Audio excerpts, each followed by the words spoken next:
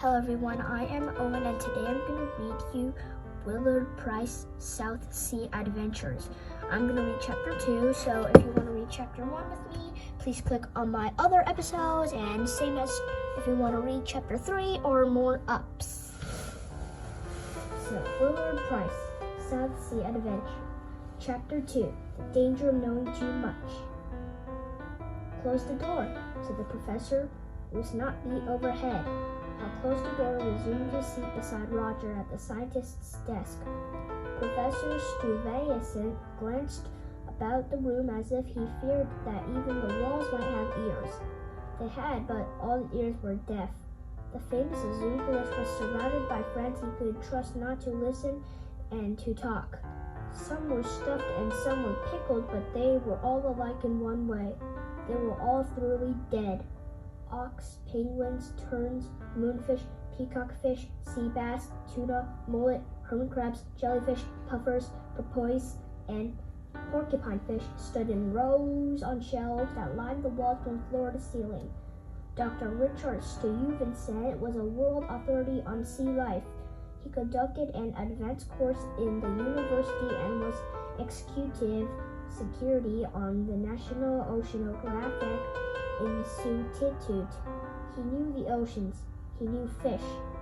He researched in the employ of great commercial fishing interests of America, England, and Norway had brought him such rewards that he had been able to buy his big gloomy old mansion and convert to a great laboratory. In nearly every room there were tanks, and a fish-breeding experiment of one sort or another was going on. The gray-haired professor lowered his head so he could peer at the visitors sharply through the upper part of his trifocals. "Your father tells me that you are making an expedition to the Pacific," he said and smiled. "You seem rather young for such responsibility." "We have some experiments," said Hal, outlined briefly an expedition to the Amazon. "Well," reflected the scientist, "I have known your father for many years and have the utmost confidence in him, and so must have confidence into you. I must say to start that this matter is highly confidential and rather dangerous too. You see, there is a valuable secret involved. Twice my life has been threatened and I did not divulge this secret. 3 times this room has been entered by unknown persons at night, and my files ransacked.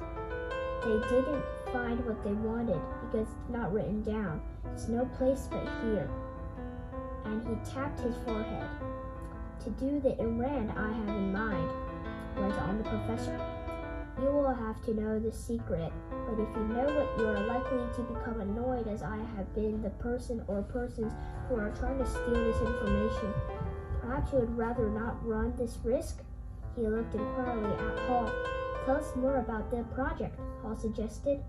The professor finished a map out of a drawer and opened it on the desk. Roger felt electric sparks move along his spine.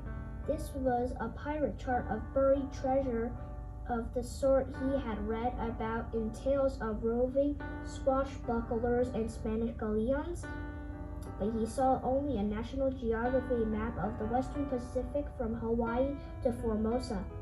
It was a big map and spattered with myriads of islands never shown on smaller maps. Hawaii, Tahiti, Samoa, Fiji were smaller names, but the professor's pencil circled an area littered with islands bearing such small names as Pohnpei, Truk, Yap, Olo, Lasp, Pekin, Pelagiac, and many other as peculiar. "This is the blind spot of the Pacific," said the professor. "There are 2,500 nearly unknown islands in this area. For 30 years they consulted the Japanese mandate and Japanese jealous for forcing the ships out of these seas. During World War II, a very few of these islands were seen of fighting, but most of them were passed by Allied ships on their way to Japan. Now the islands of what was the Japanese mandate and a truce ship placed under the United Nations under control of the United States and on some of the islands you will find American naval stations. The boys of the Navy have a pretty lonesome time out there. It's like a lost world. Now, the good thing about the lost world so far as you and I are concerned, that it is the best place in the Pacific to collect the marine specimens and also happens to the scene of my Pirro farm. Pirros, exclaimed Roger under his breath.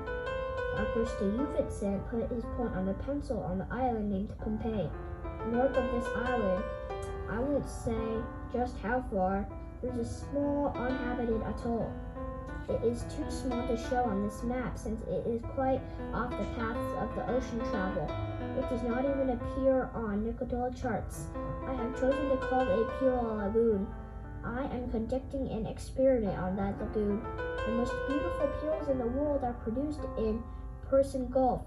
5 years ago, I collected 20,000 Persian Gulf oysters and transferred them under natural conditions of habit to my Pirro Lagoon. I brought also large quantities of those organisms that are constantly food for these oysters. I am trying to reproduce the Persian Gulf in Pirro Lagoon. I hope to show that it is possible to raise pearls in the American Truly ship as well in British waters, equal to the finest to be found anywhere. It is the time to see how my experiments are working out. I can't go for myself. I can afford to send someone for that purpose alone. But perhaps in your course of your other duties, you could stop at Pirro Lagoon and get me some specimens from oyster beds. Of course, I'll take care of any expense involved in this side trip. It sounds like a mighty interesting assignment, says Hal. Naturally, we'll have to know the exact location of Pirro Lagoon. Exactly, and that is the secret, he glanced about. Then he leaned forward and fixed Hal with his penetrating gaze. Do you have a curious feeling that we are being overhead? Not practically, smiled Hal. The professor smiled back and shrugged his shoulders. I'm probably imagining things. It's all trouble, threatening letters, intruders at night, and yet I wouldn't be all surprised if there were a ductograph plant somewhere in this room and someone listening at the other end of the wire. I've searched but couldn't find a thing. But I'm sure all I have told you so far is known to my enemies, and what I'm about to tell you now they won't hear. He tore a slip of paper from the pad and wrote on it, N.11.34.E.long.158.12. He pushed the paper before the boys. This is the first time these figures have been written down, and I hope the last time. I suggest you commit them to memory. These are the bearings of Pirro Lagoon. You must never write them down and never speak them to anyone. The boys contracted the task of memorizing bearings. North latitude, 11 degrees, 34 minutes east, long tide, 158 degrees, 12 minutes. When the professor was satisfied that the lesson had been learned, he turned over the slip and drew an irregular outline. The lagoon, he said. This direction is north. The pencil on a cove in the northeast corner of the lagoon. Again, he paused to let his information take root in the boys' minds. Then he struck a match and buried the paper into a crisp. He placed the charred remains between his plates and rubbed them until there was nothing left but fine ash. As the boys came out of the house to regain their father's car, which they had made the trip to the city, Hal noticed a man hurried from the next house. The man's face could not be seen, and there was nothing noticeable about him except a slight hunch in his back. He got into a black sedan. Hal would not have noticed these details if he had not been keyed up by the curious interview of the last half hour with his air of secrecy and suspicion. He drove out to the animal farm. He entered the home driveway and he saw a black sedan go by and continue down the highway. Hal felt sudden impulse to give a chance. He began to whirl his car about. Hey, what's the big idea? Roger persisted. Hal laughed, straightening out. He drove on the house. He told himself that he was letting his imagination run away with him. Why should he suppose the car had just seen the same as the one he noticed in town? The world was full of black sedans, and yet suppose someone had seen them go into the scientist's house and come out again. Suppose he hadn't even heard the conversation. Suppose the professor's enemy was now their enemy too. Suppose that by following them into the Hunt animal farm, he now knew they lived in that their name was Hunt. They would his next house move be? Suppose I quit supposing, Hal said, surveying to himself, and tried to dismiss the subject from his mind. That's it, guys. I'm done with chapter 2. If you want to read chapter 3, The Downhill Run, please join me on the next episode. Bye!